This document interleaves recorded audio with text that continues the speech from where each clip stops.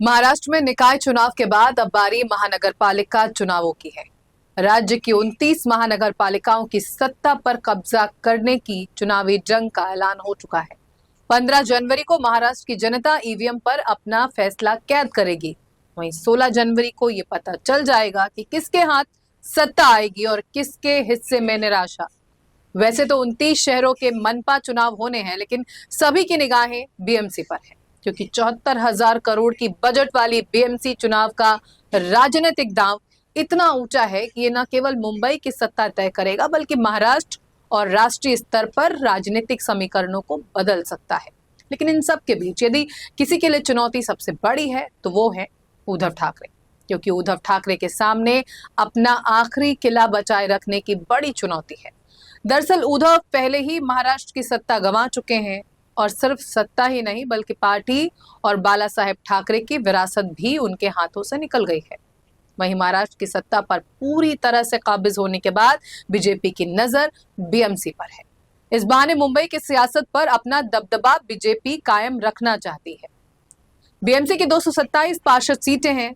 Mayor बनाने के लिए 114 सीटों की जरूरत है। उद्धव ठाकरे के साथ रहते हुए बीजेपी मुंबई की सियासत पर अपना वर्चस्व कायम नहीं रख सकी, लेकिन अब एकनाथ शिंदे के सहारे फतेह करने का प्लान बनाया गया है। वहीं बीजेपी को रोकने के लिए और अपना आखिरी सियासी दुर्ग को बचाए रखने के लिए उद्धव ठाकरे ने राज ठाकरे से हाथ मिला लिया है।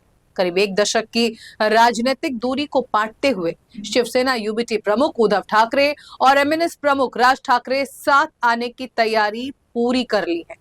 नमस्कार, मैं हूं पूर्णिमा शुक्ला और आप देख रहे हैं 24 न्यूज के खास पेशकश साथ साथ उद्धव राज। जी हां, उद्धव और राज ठाकरे ने बीएमसी चुनाव से पहले साथ आने का प्लान तैयार कर लिया है और दावा किया जा रहा है कि चंद घंटों में गठबंधन की घोषणा हो जाएगी।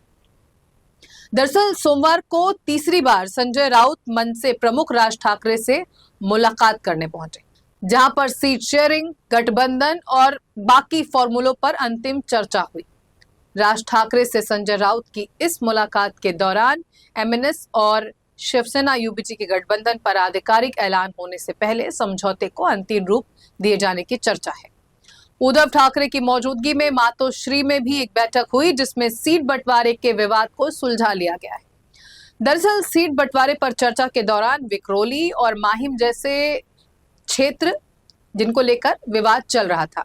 विक्रोली में ठाकरे की शिवसेना के स्थानीय नेता राज कोरगांवकर अपनी पत्नी को चुनाव लड़ाने के लिए सीट की मांग कर रहे थे, तो वहीं मनसे की तरफ से पूर्व नगर सेविका अनिशा माजगांवकर दांव लगाना चाहती है। दरअसल प्रभाग क्रमांक 203, 204 और 205 को लेकर विवाद था, जिसको अब सुलझा लिया गया है।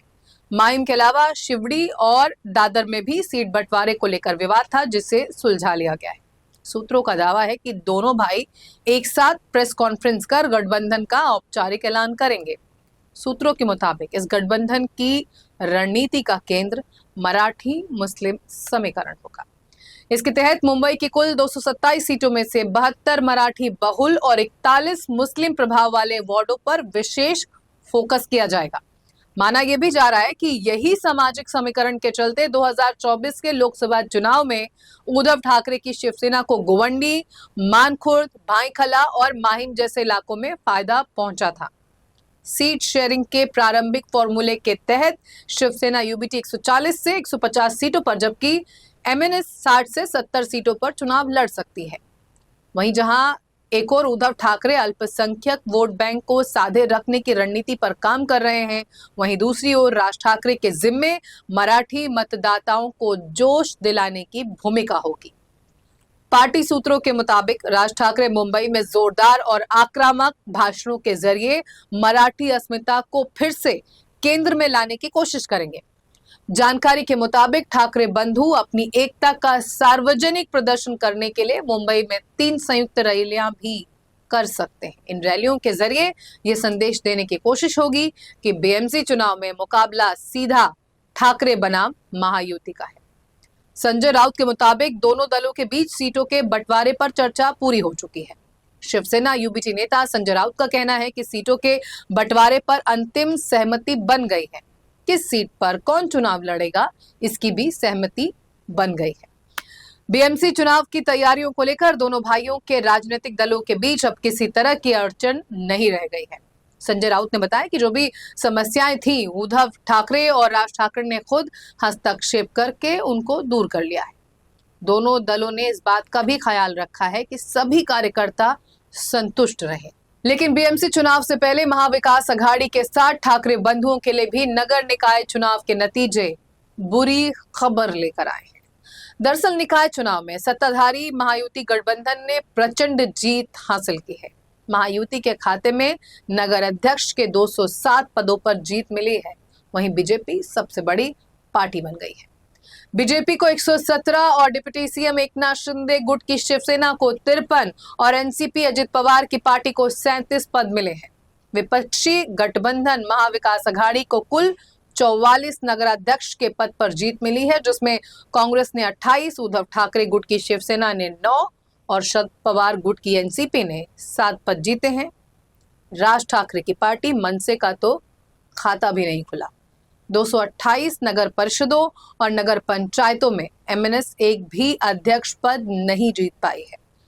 नगर निकाय चुनाव अगर महाराष्ट्र की राजनीति की कहानी सुना रहे हैं तो 16 जनवरी को बीएमसी चुनाव के नतीजे मुंबई की सियासत के नए किस्से सुनाने वाले हैं और वो नतीजे ही करण अर्जुन के किरदार निभा रहे उद्धव ठाकरे और राज ठाकरे के लिए भविष्य फल होंगे।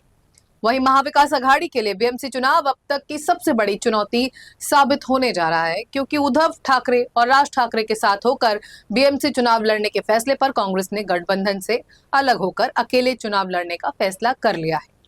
महाराष्ट्र कांग्रेस के प्रभारी रमेश चेन्निथल्ला ने साफ कर दिया है कि मुंबई महानगर पालिका का चुनाव कांग्रेस अपनी ताकत पर लड़ेगी। उनके दावे के साथ ही उन्होंने कहा है कि पार्टी चुनाव लड़ने की तैयारी में लग गई है। जल्द ही पार्टी अपना घोषणा पत्र जारी करेगी। चेन्निथल्ला के इस घोषणा के साथ ही महाविकास अघाड़ी गठबंधन के बने रहने पर सवाल उठ रहे हैं। चेन्निथल्ला ने कहा कि लोकसभा और विधानसभा चुनाव महाविकास अघाड़ी के तहत लड़े थे, लेकिन कार्यकर्ताओं की इच्छा है कि स्थानीय स्वराज्य संस्थाओं के चुनाव अकेले लड़े जाएं। इसी को ध्यान में रखते हुए कांग्रेस ने बीएमसी चुनाव अकेले लड़ने का निर्णय लिया है। वहीं आम आदमी पार्टी ने बृहन मुंबई महानगर पालिका चुनाव को लेकर एक बड़ा ऐलान कर दिया है। पार्टी ने स्पष्ट किया है कि वो बीएमसी की सभी 227 सीटों पर चुनाव मैदान में उतरेगी। इसी के साथ पार्टी ने अपने 21 उम्मीदवारों की पहली सूची भी शुक्रवार को जारी कर दी है। आपके इस फैसले ने विपक्षी गठबंधन की एकता पर गांठ लगा दी है। हालांकि संजय राउत अभी भी इस प्रयास में है कि कांग्रेस गठबंधन में रहकर ही चुनाव लड़े। सूत्रों के मुताबिक कांग्रेस के स्थानीय नेताओं से बातचीत फेल होने के बाद राउत ने लोकसभा के नेता विपक्ष और कांग्रेस के वरिष्ठ नेता राहुल गांधी से फोन पर बातचीत भी की इस बाबत।